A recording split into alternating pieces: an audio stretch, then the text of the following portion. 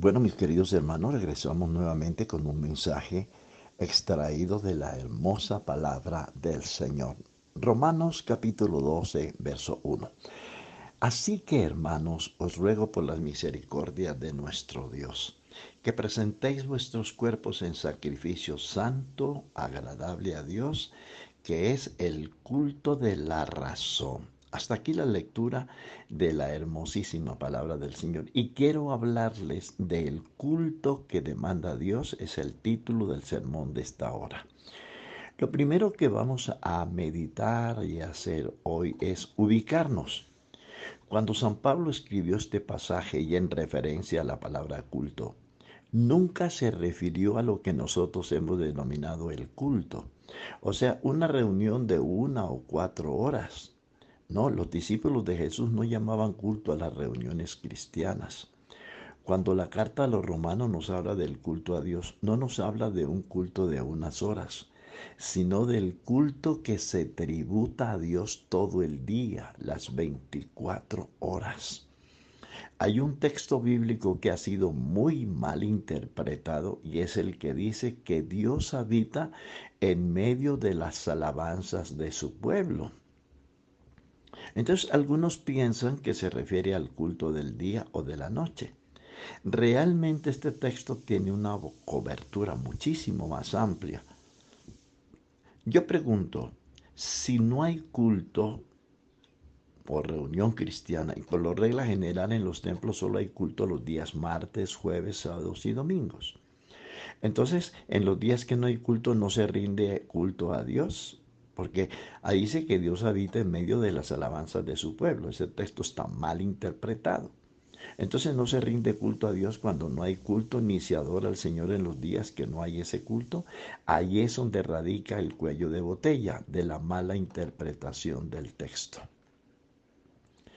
Miremos un poquito más adelante las escrituras. Cuando San Pablo habla del culto a Dios se refiere al culto de las 24 horas.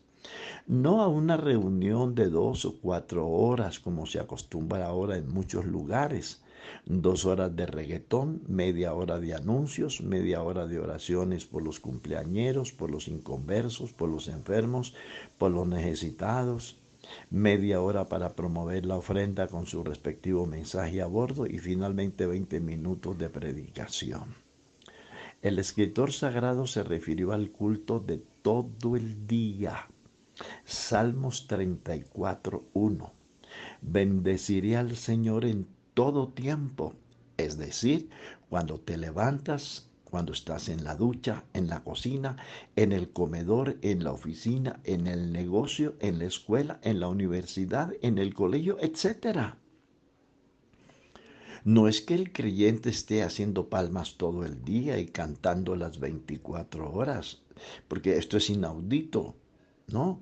Por ahí hay una canción que yo no sé quién inventó eso y que eso no se debe cantar en las congregaciones, que cantando toda la noche sin parar, eso es una mentira, eso no es cierto.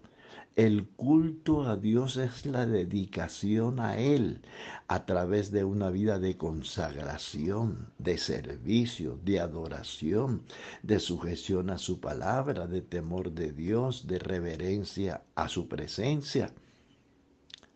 En muchas oportunidades cuando he volado a 35.000 pies de altura en los aviones, he tenido que agachar mi rostro y llorar copiosamente. ¿Por qué?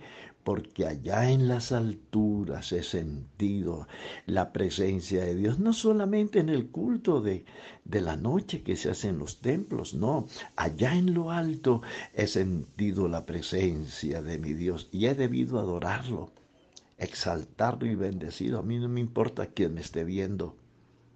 En muchas oportunidades viajando en el auto que el Señor me ha prestado, he tenido que encender las luces de parqueo, salirme de la vida y estacionarme a un lado para llorar, sintiendo su presencia bendita y gloriosa, sin necesidad de estar en una reunión cristiana, y con esto no estoy diciendo que no se vaya al culto.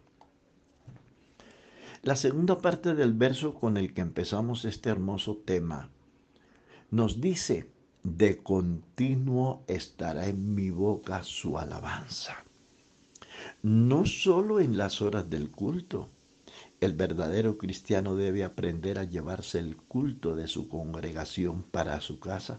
No estoy diciendo que se lleve las sillas y los instrumentos musicales. No, la adoración, la alabanza, el temor de Dios, el reconocimiento a su señorío, a su majestad suprema. Eso es adorar a Dios, es recordar su grandeza, sus hechos formidables. El culto no es solo cantar, hacer palmas, dar una ofrenda y lo demás propio que hemos inventado en la reunión cristiana. No, es el tributo que se rinde a Dios a través de una vida limpia, santa, apartada del mal y sujeta a Dios a través de su palabra.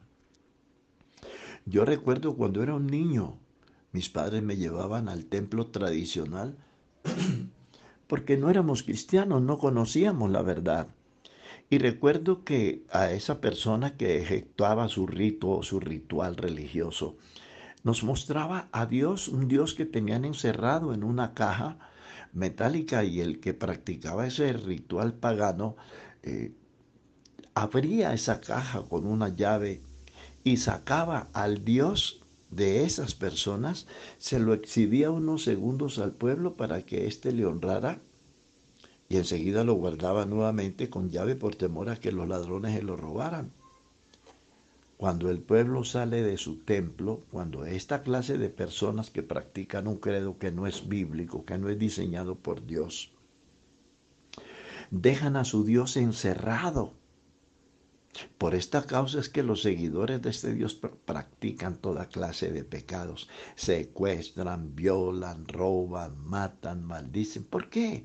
Porque su Dios está encerrado.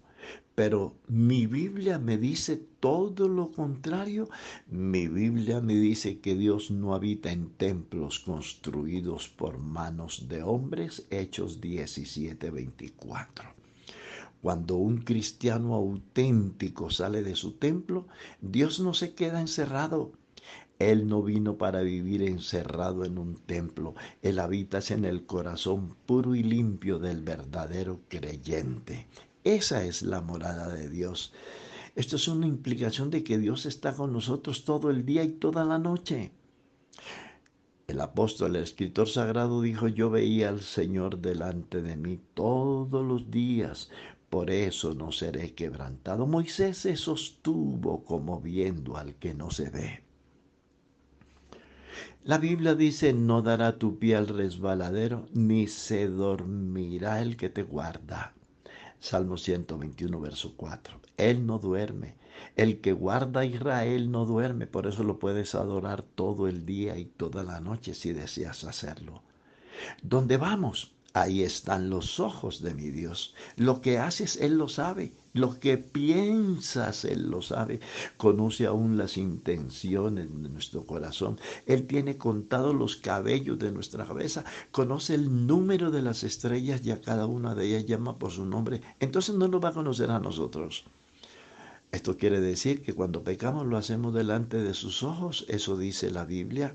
Contra ti solo he pecado y he hecho lo malo delante de tus ojos. Decía el predicador, bienaventurado aquel que sabe llevarse el culto para su casa, para su oficina, para su colegio, etcétera. Qué lástima que algunos no han podido discernir ni entender esto. Y en el culto somos uno y en fuera del culto que inventamos nosotros somos otros. Cristianos con máscara. Conocí una joven que en el templo usaba faldas muy largas, pero en la calle me la encontraba con minifalda. ¿Por qué actúan así algunos creyentes? La razón es muy sencilla.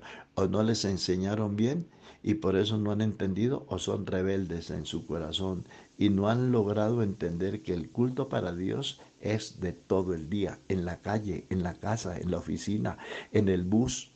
El culto a Dios es la expresión más sincera de gratitud por la obra que Él ha realizado en nuestras vidas. Ello nos lleva a medir nuestra conducta hacia nuestro supremo Hacedor.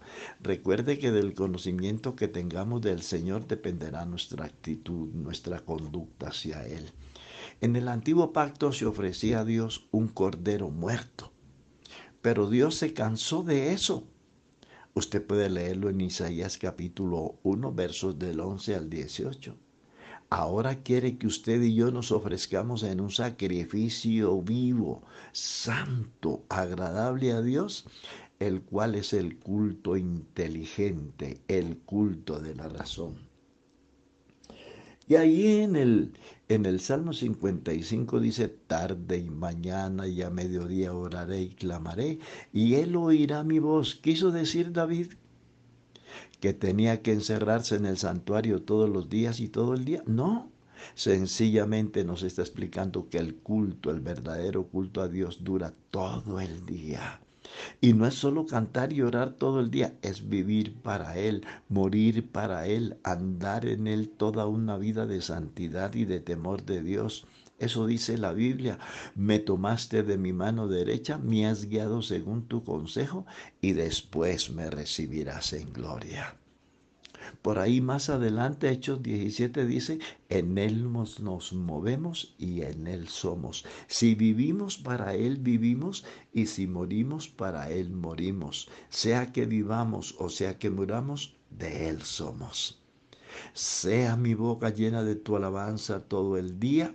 Salmo 71, verso 8. Que el Señor nos dé entendimiento en todo para comprender su preciosa voluntad. El culto a Dios no es solo lo que se hace en el templo. El culto a Dios dura todo el día a través de una vida de santidad, de reverencia, de temor a Dios, de una vida de servicio. Ese es el culto que Dios demanda en su palabra. Queridos hermanos y amables oyentes, Dios los bendiga y nos ayude a entender su preciosa voluntad.